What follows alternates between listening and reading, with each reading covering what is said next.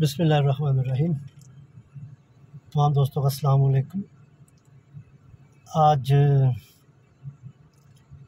میں اسلام آباد میں سویڈن ایمبیسی کے باہر احتجاج کرنے والوں میں شامل ہوا اور میں چاہتا تھا کہ اس حوالے سے آپ سے گفتگو کروں، لیکن کوئی ایسا موقع نہیں مل رہا تھا کہ اس سلسلے میں آپ سے سیر حاصل گفتگو ہو سکے۔ قرآن پاک کی بے حرمتی کرنا بہت بڑا گناہ ہے، اور نہ صرف گناہ ہے بلکہ وہ شخص قابل سزا ہے۔ یہی مطالبہ لے کر ہم وہاں پہ گئے۔ سویڈن ایمبیسی نے کل ایک ٹویٹ جاری کیا ہے سرکاری طور پہ، جس میں اس نے یہ کہا ہے کہ یہ اس بندے کا انڈیویجول معاملہ ہے، حکومت کی سرپرستی میں یہ کچھ نہیں ہوا۔ تاہم ہمارا مطالبہ یہی ہونا چاہیے کہ جس بندے نے بھی یہ حرکت کی ہے، 2 ارب انسانوں کا دل دکھایا ہے، اس کو قرار واقعی سزا ملنی چاہیے۔ یہ مطالبہ ہر طرح سے جائز ہے، اس کے لیے ہمیں جدوجہد کرنی چاہیے۔ دوسری سب سے بڑی بات ہے کہ اس احتجاج میں وزن اگر آپ ڈالنا چاہتے ہیں اور آپ چاہتے ہیں کہ یہ واقعی کوئی ہم عملاً کچھ کرنا چاہتے ہیں، تو سویڈن کی بنی ہوئی جو اشیاء پاکستان فروخت ہوتی ہے، ان کا ہر شکل میں بائیکاٹ کر دیا جائے۔ جتنی بھی عام ضرورت ہو، آپ اس کو لینے سے، خریدنے سے انکار کر دیں۔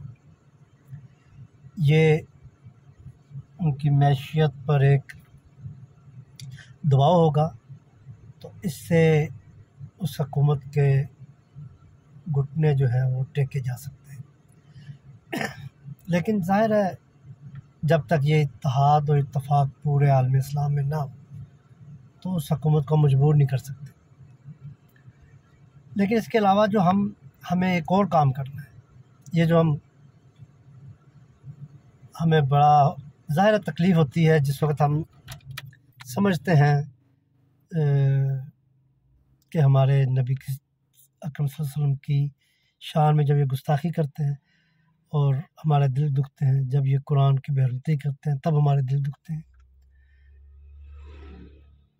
میں یہ چاہتا ہوں کہ ہم خود جو اسلام پر اور میرے آقا صلی اللہ علیہ وسلم کے احکامات پہ عمل نہ کر کے جو ہم اپنے نبی صلی اللہ علیہ وسلم کا دل دکھاتے ہیں، کبھی اس کے بارے میں ہم نے سوچا ہے؟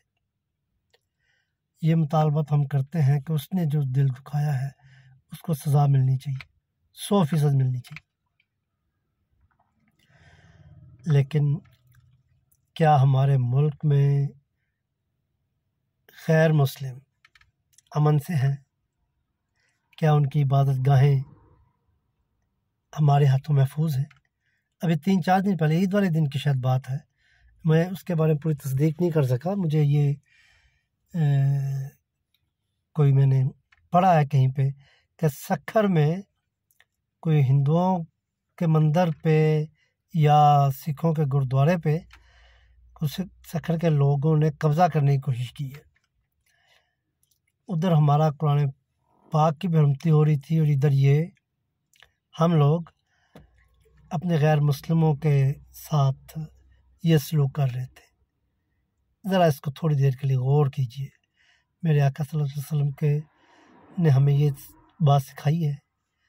مجھے بتائیں کیا آقا صلی اللہ علیہ وسلم کو کیا منہ دکھائیں گے جب ہمارے ہاتھوں ان کی عبادت گاہیں، ان کے رسم و رواج اور وہ خود محفوظ نہ ہوں گے؟ پھر یہ کیسے آپ توقع کرتے ہیں کہ آپ کے شاعر، آپ کے قرآن اور آپ کے آقا صلی اللہ علیہ وسلم کے حوالے سے پوری غیر مسلم دنیا جو ہے وہ آپ کا تو احترام کرے، آپ کے مذہب کا تو احترام کرے، اور آپ ان کے مذہب کا اور ان کا احترام نہ کریں۔